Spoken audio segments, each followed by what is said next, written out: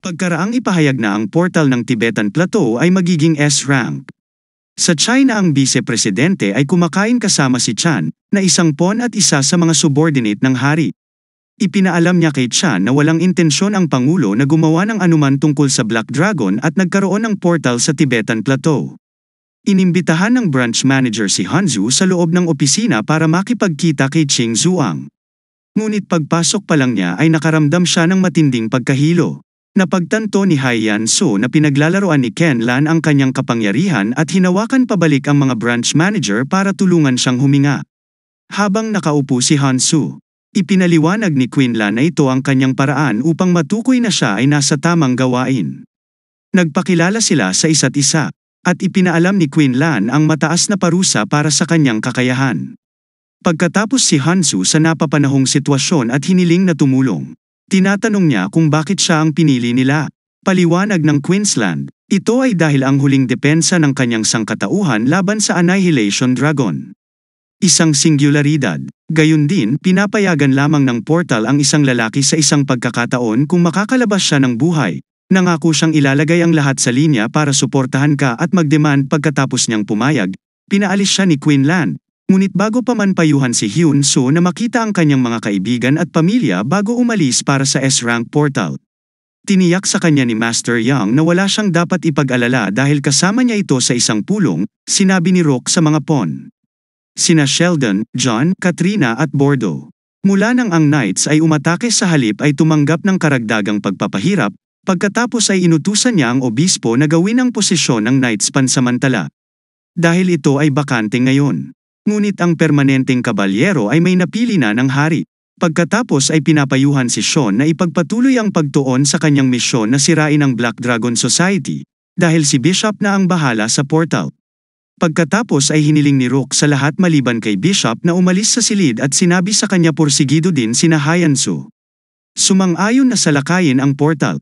Dumating si Hansu sa paliparan sa China at tinanggap ng isang lalaking nagngangalang Hang. 3 araw na ang nakararaan sa China, nagkaroon ng pagpupulong ng Trio Alliance Association na nang ibabaw sa mga merkado ng China at mundo sa loob ng maraming henerasyon bago nawala. Sa sandaling lumitaw ang Black Dragon Society, na pinamumunuan ni King Lan, si Chang Wu-wei, pinuno ng organisasyong Grid, ay nagrally ang kanyang mga tauhan upang sila ay makabangon muli sa tuktok at maghatid sa isang bagong panahon na mataas. Sa pagbisita ni Su sa kanyang kapatid sa ospital bago umalis upang salubungin ni Hai Urak, pinayuhan niya itong maghanda ng maigi para sa portal at ibinunyag niya na malapit siya kay King Lan dahil dalawa lang silang babae sa mga serang. Hinihimok niya si Han So na bumalik ng buhay pagkatapos niyang umalis. Sa sandaling siya ay naging mataas, si Urak ay sumubok sa kanyang pagbabalik ng kapangyarihan at pinangungunahan ni Hang. Sa isang marangyang kotse, nadadalhin sa kanyang destinasyon sa loob ng humigit kumulang 4 na oras. Habang papunta siya sa taas ni Su, nasaksihan niya ang isang pagsabog at hiniling niyang ihinto ang sasakyan. Tinitiyak sa kanya ni Hang na madalas mangyari ang mga aksidente at may ibang mag-aalaga sa kanila. Dumating sila sa punong tanggapan ng Black Dragon Society at dinala si Hansu sa eksklusibong tirahan ng King Land. Nang makapag-ayos na sila sa loob, nagtanong si Hayasu tungkol sa pagsabog na nakita niya habang papunta siya rito. Ipinaalam sa kanya ng King Land na ginawa ito ng gang na kilala bilang Grid Group, ang pagkawasak ng Black Dragon Society.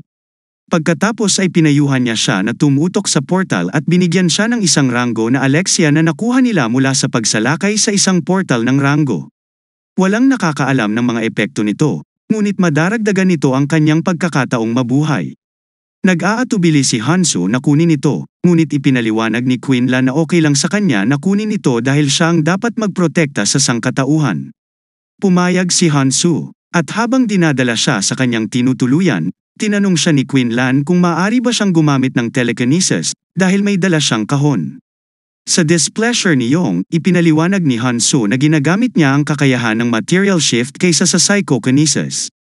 Pagkapasok nila sa kwarto nila, ipinaliwanag ni Master Yang kay Hansu na ang pakiramdam ng pagkakaroon niya ng 2 utak kamakailan ay nangangahulugan na mababa ang antas ng kanyang pag-iisip. Hindi naman kasi naging masyadong mautak siya. Gen-isang na lang niya ang isang bahagi nito na dati ay hindi nagamit. Kung magagamit niya ito ng maayos, maaari niyang maabot ang pinakamataas na rurok at makapasok sa evolutionary round. Kung kakainin ni Yansu ang Alexia na ibinigay ni Queen Lan, mas mapapanatili niya ang kanyang pag-iisip sa sandaling kainin ni Hansu ang elixir. Ang kanyang katawan ng yin-yang ay tumutugon sa bagong enerhiya ng yang at sa lalong madaling panahon ay nalampasan ang enerhiya ng yin. Bilang resulta, ang makalangit na demons na panloob na enerhiya ay nagsimulang tanggihan ito. At sa kanyang pagsisikap na kontrolin ito, dumaranas si Hyun-soo ng matinding sakit. Isang katulong ang kumakatok sa pinto ni Jang-soo para ihatid ang kanyang pagkain. At nang hindi siya sumagot, itinutulak niya yon gamit ang baril sa kanyang kamay, expecting the worst. Nakita niya ang silid na ganap na basura at si Hyun-soo na puno ng mga scrap at mga pasa. Binuksan ni Hyun-soo ang kanyang status window at nalaman na sa pamamagitan ng pagsipsip ng malakas na enerhiyang yang, nagising niya ang dating natutulog na makalangit na katawan ng demon sa antas 0, na nagbibigay sa kanya ng pagtaas sa lahat ng pisikal na kakayahan ng 150%, siya ay kalahating paralisado o patay kung nabigo siya sa pagsipsip nito. Tumanggi si Hyun-soo sa pag-aalok ang mga katulong na magpalit ng mga silid at pagkaalis niya, nasisiyahan sila sa kanilang pagkain ng Beijing Duck. Kinabukasan, napagmasdan ni Reinalan kung gaano rin siya kaiba pagkatapos kainin ang Alexia at iniisip niya kung dapat ba niya itong kainin. Sa kanyang kahilingan, dinala niya si Jin-soo sa kanyang personal underground training grounds para masubukan niya ang kanyang bagong lakas sa isang simpleng suntok. Sinisira ni Han-soo ang mga kumpletong lobo, ngunit kapag sinubukan niyang i-concentrate ang kapangyarihan upang lumikha ng isang butas sa kanila, hindi niya ito sapat na kayang kontrolin upang gawin ito. Si Han-soo ay nagmumuni-muni at sinusubukang i-access ang mga alaala ng lahat ng nakalipas na 33 makalangit na demonyo. Ngunit maaari lamang siyang bumalik hanggang sa unang siyam sa antas 0 habang dinadaanan niya ang mga alaala ng iba. Napag-alaman niya na ang mystic arts ng ika-10 demonyo ay ibang-iba sa mga kasalukuyan. Ang ika-11 ay tila interesado sa mga medikal na pamamaraan. Ang ika-21 ay marahil ang isa na nakakumpleto sa sumasabog na pamamaraan ng langit at ang ika-27 na makalangit na demon na si Rai Yu-jong ay nagtataglay ng mga diskarte sa enerhiya ng isang hindi pa nagagawang pamantayan. Pero may pagkakataon din na hindi nakontrol ni Rai ang sarili niyang internal energy gaya ng Han-soo.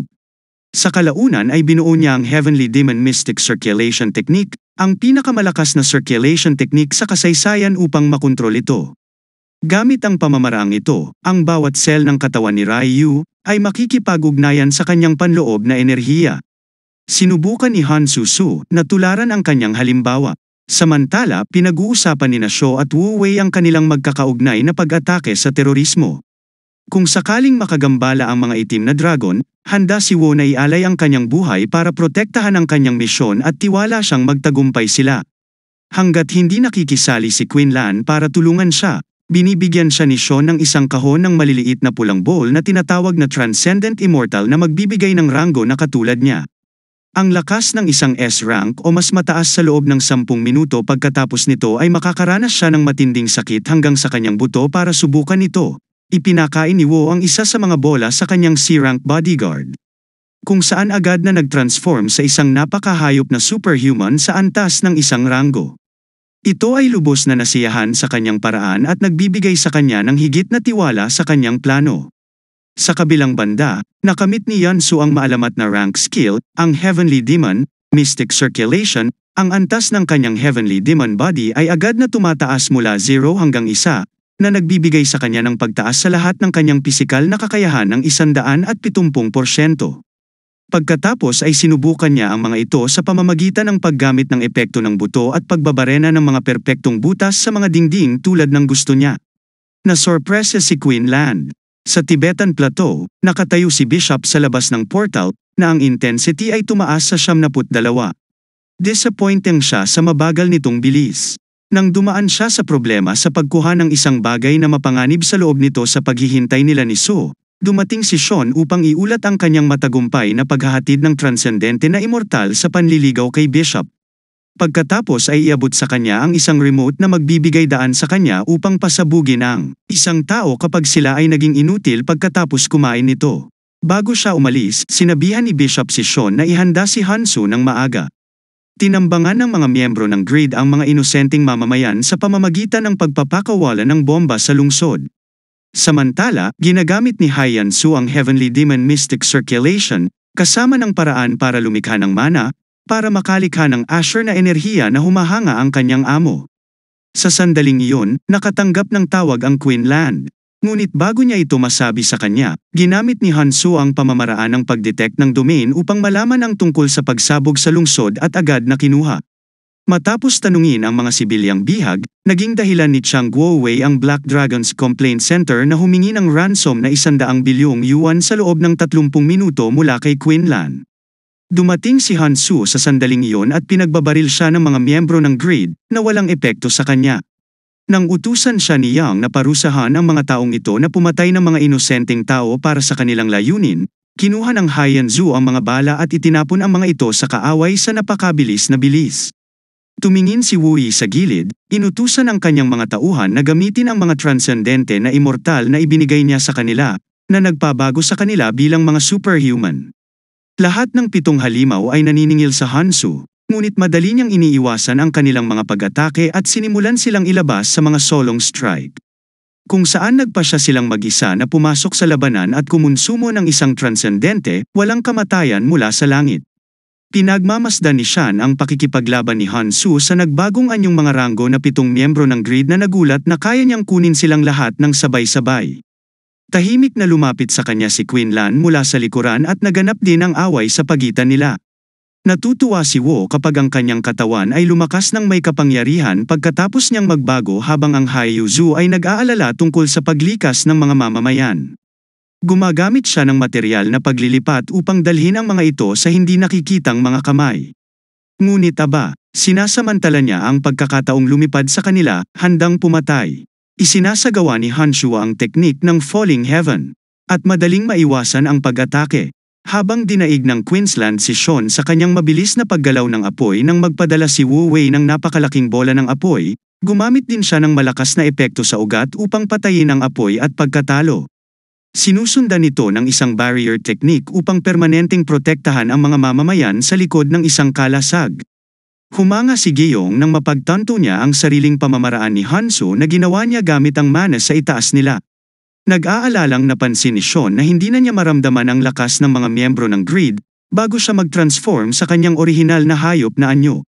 Upang kontrahin ang napakalaking kapangyarihan ng Queensland bago siya makapag-react sa kanyang susunod na pag-atake. Si Haisu ay lumilipad papasok na nag-iwan ng malinis na paghiwa sa mga paa ni Sho. At ginamit ni Su ang singsing ni Haley para gawing Claude Gauntlet ang kanyang braso, pagkatapos ay hinawakan si Chan sa leeg mula sa likod at pinisil ito. Ihahatid na niya ang nakamamatay na suntok nang huminto si Queen Land. Sinasabi sa kanya na kamag-anak siya ng hari. Ang mga lalaki mula sa Black Dragon Society ay pumapasok sa tahanan ng Bise-Presidente upang arestuhin siya, ngunit nakitang patay na siya sa pamamagitan ng pagpapakamatay. Ipinaalam ni Bishop kay Rook ang tungkol kay Charles' capture, ngunit hindi siya masyadong nag-aalala dahil kailangan nilang malaman ang higit pa tungkol sa mga transcendente na immortal. Pinag-uusapan pa nila ang tungkol sa digmaang nangyari sa mga lugar na kalaunan ay nagawa nilang manalo laban sa malalakas na mandirigma ng Arise, ngunit ang kanilang kalooban ay natalo sa lupa. Hindi nila alam kung paano ito naging posible. At maliwanag na matakot, ngunit nasa panig nila ang hari na naniniwala sa kanila.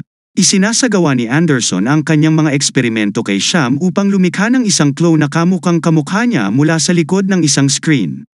Pinagmamasdan siya ni Robin at Queen Lan at pinag-uusapan kung gaano kadaling natalo sa Su ang kalaban.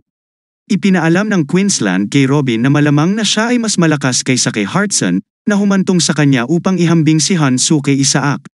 Sino ang tila natamon? Sa pagtatanong ni Robin, ipinaalam ni Anderson sa kanya na ang portal na gumagawa ng payong na nakumpiska nila mula kay Knights ay may parehong mga function tulad ng portal generator na ginawa nila. Naniniwala siya na malapit nang dumating ang panahon ng madaling paglipat-lipat sa mga portal.